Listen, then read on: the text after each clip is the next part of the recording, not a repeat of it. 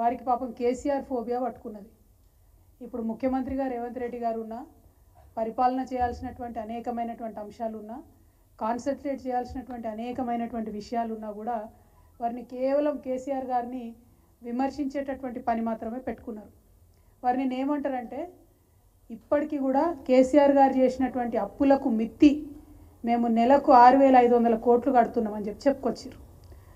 నేను ఇది CAG report చూపిస్తున్నా మీ అందరికీ. ఇది నా సొంత కవిత్వం కాదు, బీఆర్ఎస్ పార్టీ కవిత్వం కాదు, కాగ్ రిపోర్ట్ చూపిస్తూ ఉన్నాం.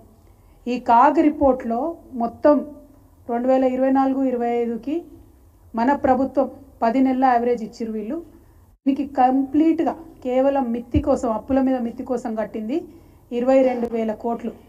యావరేజ్గా ప్రతి నెల లెక్క కూడా ఉన్నది. అన్ని 10 నెలలు నేను బాగా స్పష్టంగా చూసిన. మరి ముఖ్యమంత్రి గారు ఎందుకు చెప్పారు ఈ మాట అని. ఏ నెలలో కూడా 2,600కు మించి ఒక్క నెలలో కూడా డబ్బులు కట్టలేదు ప్రభుత్వం. మరి ముఖ్యమంత్రి గారు 6,500 కోట్లు కడుతున్నాం నెలకని ఎందుకు చెప్తా ఉన్నారు మిత్తి? ఎందుకు అబద్ధాలు ఆడుతున్నారు? మీరు అబద్ధాలు కంటిన్యూస్గా చెప్పి కేసీఆర్ రాష్ట్రానికి 7 లక్షల కోట్ల పైసలు అప్పు చేసిండని అబద్ధాలు చెప్పి అధికారంలోకి వచ్చిండ్రు. అధికారంలోకి వచ్చిన తర్వాత నిజాలు చెప్పాలి కదా. ఎందుకంటే మేమందరం కూడా బీఆర్ఎస్ పార్టీ నుండి అసెంబ్లీలో, కౌన్సిల్లో మీకు నిరూపించినాం అన్ని కాగితాలు చూపించి.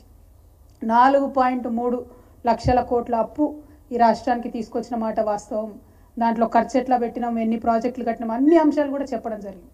అయినా కూడా పదే ముఖ్యమంత్రి గారు చెప్పిన అబద్ధాలనే చెప్తూ వాటిని నిజం చేస్తామేమో లేకపోతే నిజం అయిపోతాయేమో అనేటటువంటి ఒక భ్రమలలో ఉన్నట్టుగా అనిపిస్తూ ఉన్నది. ఒక పక్క అప్పులు, ఇంకో పక్క ఆదాయం. ఎంత దారుణం అంటే, ఒక రాష్ట్రాన్ని పరిపాలన చేసే ముఖ్యమంత్రికి ఎంత ఆదాయం వస్తుందన్న విషయం అయితే ఖచ్చితంగా తెలిసి ఉండాలి కదా. ఆయన ఏమంటారు, రాష్ట్రానికి 18,000 కోట్ల ఆదాయం వస్తుందని చెప్తున్నారు. మళ్ళీ నేను ఇదే కాగ్ రిపోర్ట్ చూపిస్తూ ఉన్నా. ఇందులో స్టేట్స్ ఓన్ రెవెన్యూ అన్నది కూడా సపరేట్గా చూపించింది. దాంట్లో కాగ్ ఏం చెప్తుందంటే, యావరేజ్గా చూసుకున్నట్టయితే 12,000 కోట్ల పైచీలకు ఆదాయం రాలేదు ఈ రాష్ట్రానికి. మరి 18,000 కోట్లను ఎందుకు చెప్తా ఉన్నారు ముఖ్యమంత్రి గారు? ఎవరిని మభ్య పెట్టడానికి చెప్తా ఉన్నారు? ఓ పక్కనేమో ఆదాయం ఉన్నది లేనట్టుగా చెప్తున్నారు, ఇంకో పక్క అప్పులు కట్టనివి కట్టినట్టుగా చెప్తున్నారు. మరి ఇదంతా ఎందుకోసం చేస్తున్నారు? ఏం కన్ఫ్యూజన్ క్రియేట్ చేయాలని చేస్తున్నారు అన్నది రాష్ట్ర ప్రజలు ఆలోచించాలి.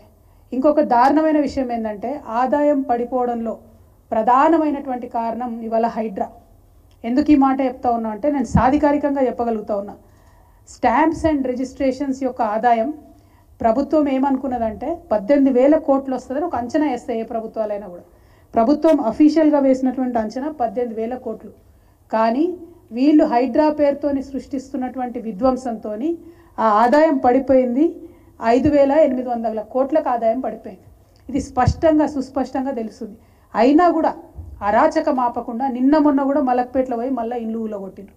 హైదరాబాద్ యొక్క బ్రాండ్ ఇమేజ్ని సర్వనాశనం చేసేటటువంటి ప్రయత్నం చేస్తుంది కాంగ్రెస్ సర్కార్ తప్పితే పెంచేటటువంటి ప్రయత్నం చేస్తలేదు. కాగ్లో ఉన్నటువంటి వాస్తవాలు ఇవి. నా స్టోరీస్ కాదు, నా కథలు కాదు. కంప్లీట్గా ఆదాయం పడిపోయినటువంటి పరిస్థితి ఉన్నది స్టాంప్స్ అండ్ రిజిస్ట్రేషన్. మరి ఇవన్నీ ఒక పక్కన ఉంటే ముఖ్యమంత్రి గారు ఏం మాట్లాడతారు? ఏం మాట్లాడింది అసలు? ప్రధానమంత్రి గారిని కలిసి కొత్త విషయం ఏమైనా చెప్పిరా? కొత్త ప్రాజెక్ట్ ఏదైనా డబ్బులు ఇవ్వమని అడిగినరా? మొన్న పోయినప్పుడు ఏవైతే ఇచ్చిండ్రో మళ్ళీ అవే రిప్రజెంటేషన్స్ నిన్న కూడా ఇచ్చిండ్రు. ఇచ్చి బయటకు వచ్చి ఏమంటారు, ఎస్ఎల్బీసీలో ప్రమాదం జరిగిందని ఎవరో విలేకరు మిత్రుడు మీలాంటి వాళ్ళు అడిగినట్టున్నారు, పత్రికా మిత్రులు. ఆయన ఏమంటాడు, ఎస్ఎల్బీసీ విషయంలో అసలు బీఆర్ఎస్ హయాంలో పనే జరగలేదు, కంప్లీట్గా మేమే చేసినాం కాంగ్రెస్ వచ్చినాక అని చెప్తారు. ఇది నిజంగా పచ్చి అబద్ధం. ఎస్ఎల్బీసీ విషయంలో కేసీఆర్ గారి యొక్క విశాల హృదయం ఏంది తెలవాలి అంటే ఎస్ఎల్బీసీ ప్రాజెక్ట్ విషయంలోనే తెలుస్తుంది.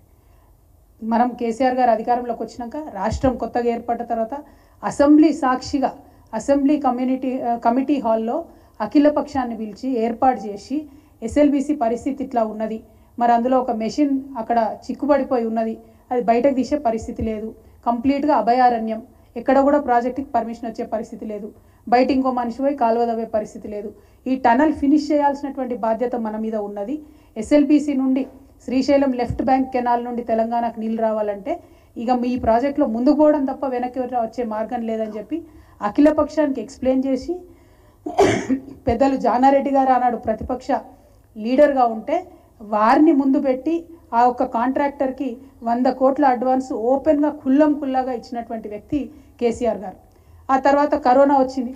కరోనా తర్వాత ఆ కాంట్రాక్టర్ మళ్ళీ ఇబ్బంది పడి మేము పనులు చేయలేం సార్, పనులు ఆగిపోతున్నాయంటే మళ్ళీ 100 కోట్ల ఆ కాంట్రాక్టర్కి మళ్ళీ అఖిలపక్షం సాక్షిగా ఇచ్చారు. ఎక్కడ కూడా దాచుకున్నది లేదు, ఇందులో ఏం చేసింది లేదు. కేసీఆర్ గారి హయాంలో 10 సంవత్సరాలలో 11.5 కిలోమీటర్లు టనల్ మనం తవ్వడం జరిగింది. మరి ఇంత పెద్ద ఎత్తున టనల్ తవ్వితే మొత్తం ఉమ్మడి మీరు టీడీపీ కాంగ్రెస్ ఇద్దరు కూడా కలిసి 30 ఏళ్లలో ఈ ప్రాజెక్ట్ మీద పెట్టిన ఖర్చు ఎంతయా అంటే 3,340 కోట్ల రూపాయలు. కానీ కేవలం కేసీఆర్ గారు 10 సంవత్సరాల్లో ఎస్ఎల్బీసీ ప్రాజెక్ట్ మీద పెట్టినటువంటి ఖర్చు 3,890, అంటే దాదాపుగా 3,900 కోట్లు ఖర్చు పెట్టారు. మరి ఇంత ఖర్చు పెట్టి 11.5 కిలోమీటర్లు టనల్ తవ్వి అఖిలపక్షం అందరినీ కూడా కాన్ఫిడెన్స్లోకి తీసుకొని ఏవైతే నీళ్లు రానటువంటి ప్రాంతం నల్గొండ మహబూబ్నగర్ జిల్లాలకు నీళ్లు రావాలని చెప్పి కేసీఆర్ గారు ప్రయత్నం చేసిండ్రో, ఇవాళ దాన్ని మొత్తం కూడా డిస్కౌంట్ చేసి అసలు పనే చేయలేదు మీ ప్రభుత్వంలో అని చెప్పి అబద్ధాలు ఆడుతున్నటువంటి సర్కార్, రేవంత్ రెడ్డి గారి సర్కారు. ఇక్కడ డిజాస్టర్ అయితే మీ సొంత ఊర్లో, మీ సొంత జిల్లాలో, మీ ఊరు పక్కనే కదా ఈ సైటు, ప్రాజెక్ట్ సైటు, ముఖ్యమంత్రి గారి సొంత ఊరు పక్కనే ఈ ప్రాజెక్ట్ సైటు. అక్కడ డిజాస్టర్ అయితే ఈయన ఢిల్లీకి పోయిండు. 8 మంది ప్రాణాలు చిక్కుబడి ఉంటే ఎన్నికల ప్రచారానికి పోయిండు. ఏం ముఖ్యమంత్రి గారండి? ఇదే హిమాచల్ ప్రదేశ్లో ఇటువంటిదే జరిగితే టనల్లో 40 మంది చిక్కుకుపోతే పుష్కర్ సింగ్ ధామి గారు అని అప్పుడు చీఫ్ మినిస్టర్ ఉన్నారు, ఆయన అక్కడనే పోయి ఉండి మొత్తం అది అంతా అయ్యేంత వరకు, రెస్క్యూ అయ్యేంత వరకు, వాళ్ళు ప్రాణాలతో బయటపడేంత వరకు కూడా ఆయన అక్కడే ఉన్నాడు. మరి వాళ్ళ ముఖ్యమంత్రి గారు ఎందుకు పోతలేరు? ఏమన్నంటే మా మంత్రులు బాగా పనిచేస్తున్నారు, వాళ్ళు అక్కడనే ఉన్నారు, నేను పోయే అవసరం లేదని చెప్పి ఈయన మాత్రం ఎన్నికల ప్రచారానికి పోతాడు, ఢిల్లీకి పోతున్నాడు. మరి ఢిల్లీకి పోయి కలిసేది ఎవరినయ్యా అంటే ప్రైమ్ మినిస్టర్ మోడీని, రాహుల్ గాంధీని కాదు, ఇంకోటి కాదు. అంటే సరేగా ఆయనకు రాహుల్ గాంధీ గారు అపాయింట్మెంట్ ఇస్తలేరని బయట చర్చ జరుగుతుంది. అది వాస్తవాలు ఎంతనో అవాస్తవాలు ఎంతనో నాకు తెలియదు, మాకు అవసరం లేదు, వాళ్ళ పార్టీ ఇంటర్నల్ ముచ్చట. కాకపోతే ఈ రాష్ట్రానికి సంబంధించి జరగాల్సినటువంటి పనులు పార్లమెంట్లో ప్రధాన ప్రతిపక్ష నాయకుడు రాహుల్ గాంధీ గారు అడగారు, ఈయన ముఖ్యమంత్రి అడగారు. ముఖ్యమంత్రి పోయి ప్రధానమంత్రిని కలిస్తే మరి ఏం అడిగినరయ్యా అంటే ఏం లేదు, సేమ్ పాత రిప్రజెంటేషన్ కొత్తగా ఇచ్చిండ్రు. నాకు అర్థమైంది ఏంది అని అంటే